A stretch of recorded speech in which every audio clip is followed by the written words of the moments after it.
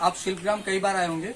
शिल्पग्राम के मेले की दुकानों में खरीदारी भी आपने की होगी, लेकिन आज हम शिल्पग्राम के उस रूप से आपको साक्षात्कार कराने वाले हैं, उस रूप को दिखाने वाले हैं जनजातीय क्षेत्र की विभिन्न परंपराओं और संस्कृतियों से समावेश किया गया है। आज उसी परंपरा के अंतर्गत यहाँ बनाई गई विभिन्न प्रकार की झोपड़ियां और उनके अंदर की चित्रकथा और उनकी मान्यताओं को आपके बीच में हम रखने का प्रयत्न करते हैं।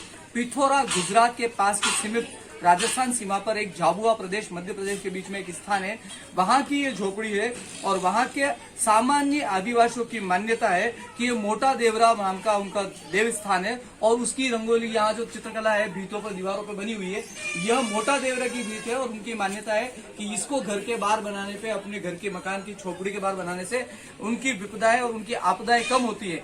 यानी गुजरात के समीप और मध्य प्रदेश के बीच के स्थान में झाबुआ नाम का जो स्थान है, वहां की ये संस्कृति पिथौरा संस्कृति के नाम से जानी जाती है। वहां के लोग चित्रकला और संगीत और वाद्य यंत्रों के अलग अलग उनकी स्थान बनाते हैं और प्रत्येक घर के बाद सामान्य मकान के सामने भी उनकी यह जो चित्रकला है, इसी को पिथौरा चित्रकला भी कहा जाता है। आज आपको ऐसी कई विधाओं से जो शिल्पग्राम आते हैं लोग और केवल दुकानों पर देखकर चले जाते हैं, लेकिन वहां की जो संस्कृति है उससे हम आपको इस पूरे वीडियो के अंतर्गत अलग अलग संस्कृतियों, अलग अलग जो झोपड़ियां बनी हुई हैं उन पर हम लेकर जाएंगे और आगे आपको अन्य संस्कृतियों से भी हम परिचय कराएंगे।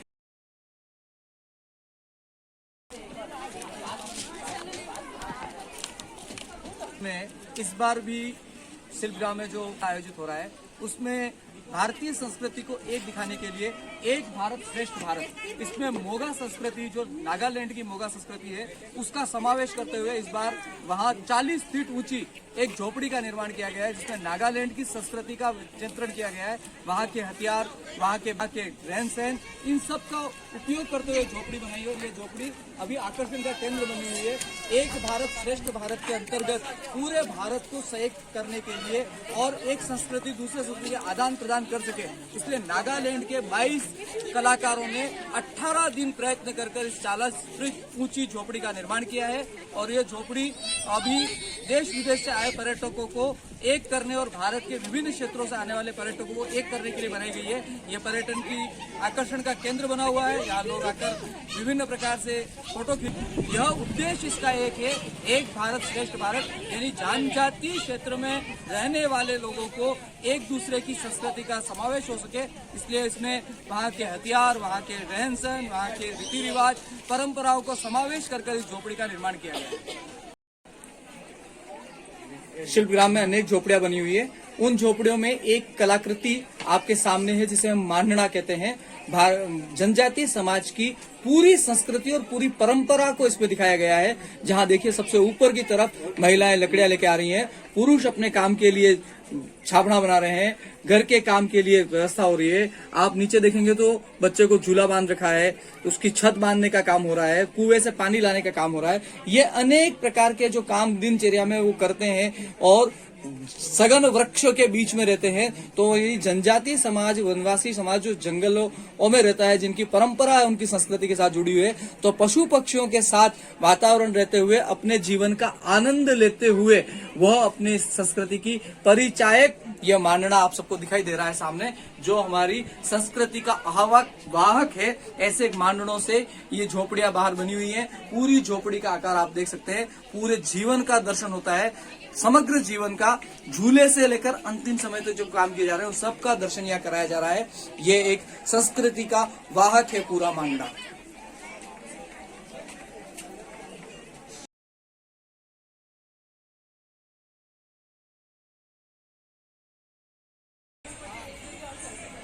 भील समाज के जैसलमेर क्षेत्र की यह झोपड़ी अत्यंत आकर्षक है। भील समाज सामूहिक रूप से रहता है, तो यह 4 दीवारी से घिरी हुई बड़ा परकोटा है। ये देखिए आप, चारों तरफ मिट्टी से बनी हुई दीवार है और इस दीवार के अंदर घर बना हुआ है और घर के बाहर की तरफ इस परकोटे के अंदर एक परकोटा और है अतिथि गृह। पीछे आप देख रहे होंगे अतिथि गृह, उस परकोटे के बाहर अतिथि गृह बना हुआ है और अतिथि गृह मेहमानों के आने के लिए रखा गया है। आइए हम देखते हैं। ये दीवार और पत्थर की दीवार से बनी हुई है। सैंडी नाम का जो चूना होता है जिससे कलर किया जाता है और उसके मांडने बनाए जाते हैं। अंदर की तरफ हम चलते हैं और इसके अंदर परिवार के अंतर्गत ये जो मिट्टी है, सैंडी है, इससे सफेद कलर किया जाता है, दीवार बनाई जाती है। और अंदर आप देखेंगे अलग अलग परिवार के लिए, संयुक्त परिवार रहते हैं, उनके लिए अलग अलग झोपड़ी बनाई गई है। ये झोपड़ी जैसलमेर का इलाका है, इसलिए इसको ढलमा झाल के रूप में बनाया गया है। झाल के आकार दिया गया है, घास और लकड़ी से बनाया गया है। ये लकड़ी और घास के साथ मिलकर झाला बनाकर इस झोपड़ी को उतार के रूप में बनाया जाए, मिट्टी आए तो वो नीचे खिसक जाए। और अलग अलग परिसर में बनाए गए हैं। ये घर है जिसका कोठा कहा जाता है, जिसको अनाज भरने का क्षेत्र है। और इसी के साथ बाहर की तरफ देखेंगे तो स्वच्छता का ध्यान रखते हुए घर के ठीक बाहर की तरफ स्नानघर और स्वच्छता के लिए जो व्यवस्था होती है वह बनाई गई है। यह पूरा घर जैसलमेर की एक संस्कृति से जुड़ा हुआ है। चारों तरफ घर है, परकोटा है और उसके बाहर अतिथि गृह है। साथ में अपने पशुओं का रखने का स्थान भी रखा गया है। चार तरफ दीवार जो अतिथि गृह होता है वह अतिथि गृह हमारे पीछे दिख रहा है। और मूरत जिसका घास का एक प्रकार है, मूरत और झाला बनाते हैं उसका रंगीन बनी हुई। आप देखिए उसको बिल्कुल एक जैसा लकड़ी की घास की रस्सी बनाई गई है और उस रस्सी के साथ मूरत को बांधा गया है जो बिखरेगा नहीं। और लकड़ी के साथ रस्सियां जो टुकड़े टुकड़े हैं झाला बनाकर तिरछा ढलाऊ रूपी झाला बनाया गया है।